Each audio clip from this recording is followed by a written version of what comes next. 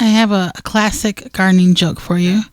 It is what made the tomato blush? It saw the lettuce. It saw the cucumber. It saw...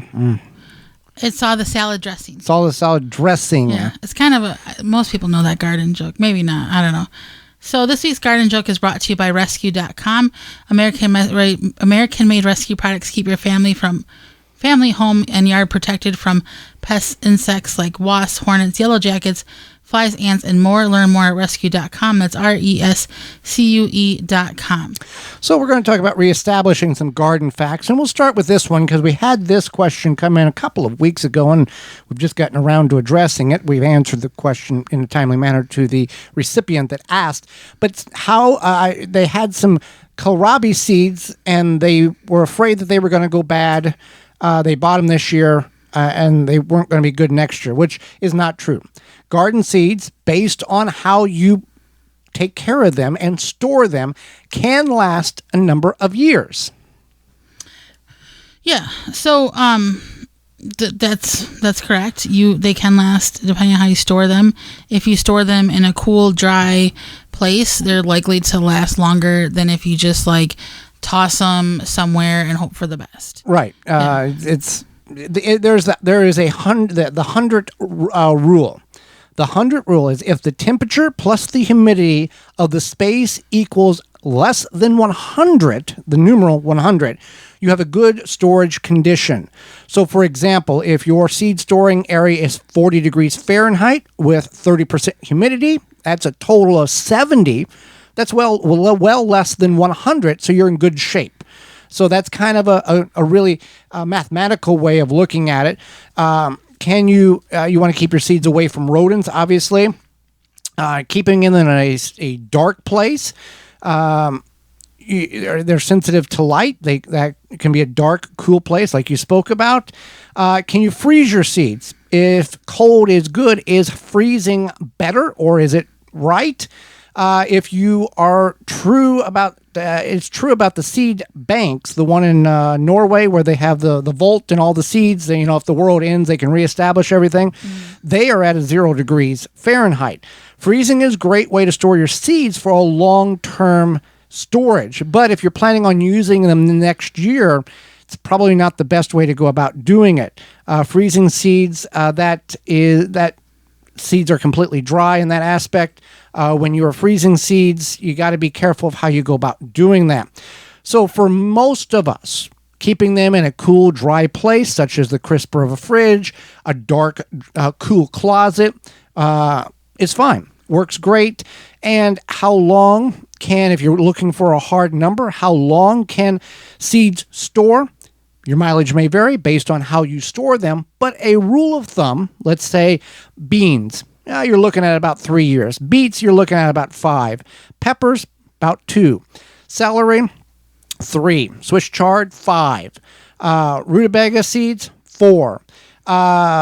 Sweet corn, probably about 2 years, give or take. Fennel, endive, 4 to 5. Kohlrabi, watermelon, 5. So there's a number of charts online, but again, it all depends on how you store them. Now, I see a lot of charts where it says parsnips, 1 year. You don't want to store them anymore. Onions, 1 year. And parsley, 1 year. We had parsnips, yeah, because you don't like parsnips. They look like a white carrot when you harvest them. I heard this 1 year thing.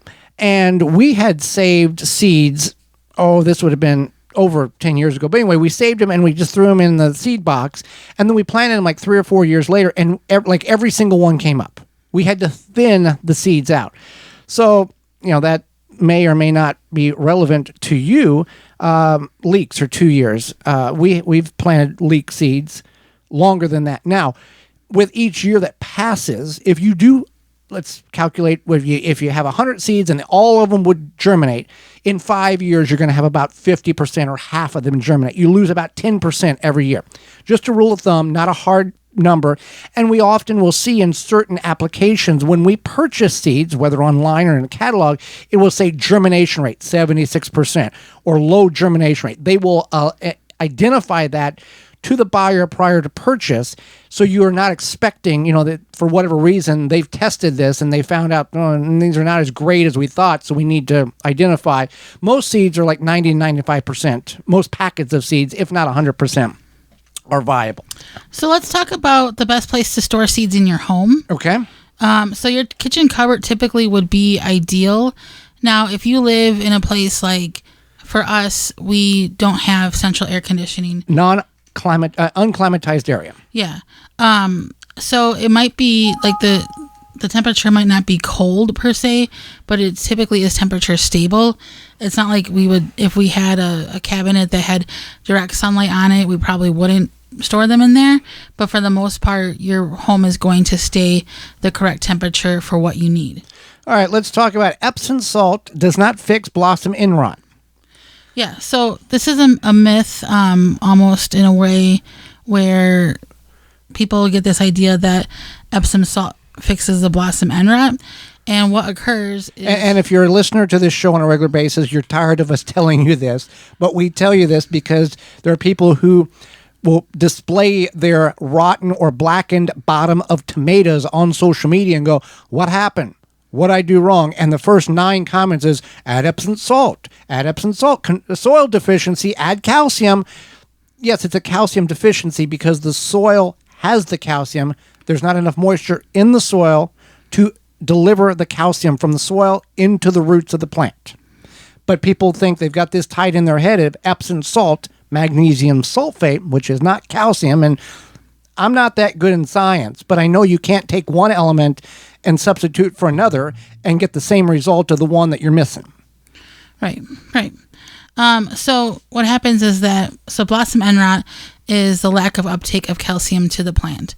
So what happens is that a lot of us will plant our tomatoes, kind of go about our weeks and even months or whatever it may be, however long. And then we get some rain after you plant them, and you might not be as diligent about watering your plants as you hope to be. And so what happens is the first round of tomatoes has blossom end rot. And it's because the calcium is locked up in the soil. Even now, we're in the middle of August. I'm seeing that we're seeing this on a regular daily basis on social media. What's going on? What's going on? What's going on? It's hot and dry. Right. It's hot and dry. Now we're not getting as much rain. So what happens is that you put the Epsom salt on and you water it in. And the way you think that the Epsom salt is what did the trick, but it was just simply the watering. Yeah. So keep that in mind. Another thing that we need to clarify is watering on a sunny day will magnify the sun rays. Magnification, the sun will go through the water droplets and just burn the plants up. This is not true because let's add logic to this, and I'm not trying to insult anybody, but anytime you have a problem in life or in the garden, we need to step back 3 steps and go, I need to think common sense about this, not a knee-jerk reaction. Does this make sense? Yeah. What makes sense about if the water droplets were on the leaves that you water and the sun rays went through and burnt them, it rains. Mm-hmm. And water droplets are on all leaves after a rain, and the sun comes out, and the earth would just be in a big, giant ball of fire because the magnification would burn everything up. If that was the case. Yeah. Yeah, exactly. If that was the case, but it is not the case. And so look at our garden burning up because of the sun rays magnifying the water droplets from the sun. I can see the logic. I can see that the water droplets acts like a magnifying glass, and it's, we've all known that trick, or that kid, the neighbor kid who did things to ants with a magnifying glass. The kid you didn't like. Yeah, pretty much. So it makes sense in a way, but like Joey mentioned, if you think about big picture, it rains everywhere, every day, somewhere in the world, and there's sun shining down, and not everything's burning up. At least not from rain. So, yeah.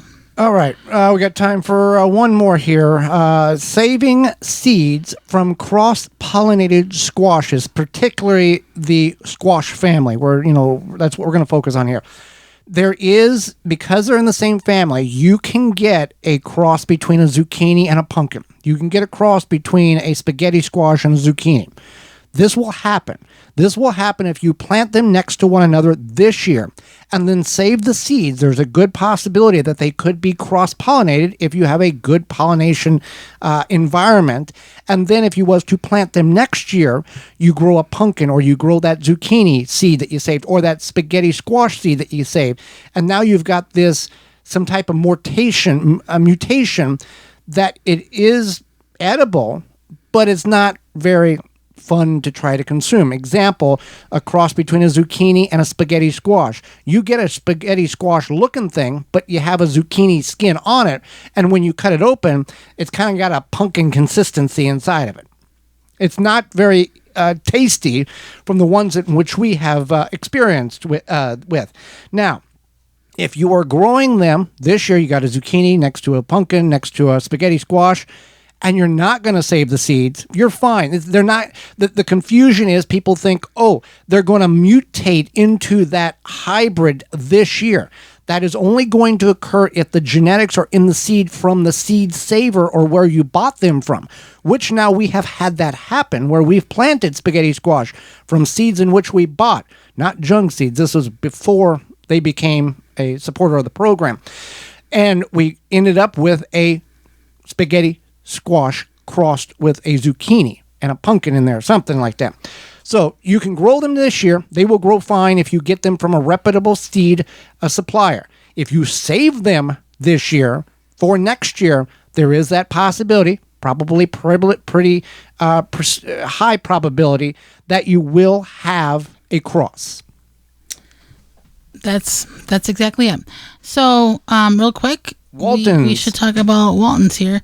We are brought to you today by our sponsor, Waltons Inc. Listen, we know you care about where your food comes from. Canning and preserving your fruits and vegetables is great, but what about the meat? At Waltons, you can get the equipment, seasoning, and supplies to make sausage, jerky, and any other meat product your way to your high standards. Do you want to make snack sticks that people will actually like? Waltons created meatgistics.com, an informational site to help you make the best finished product. Waltons even has a full line of their own meat grinders, mixers, sausage stuffers, and more to help you go from animal to edible. Walton's everything but the meat. You can use code GIRL50 to save 10% off your orders of $50 or more.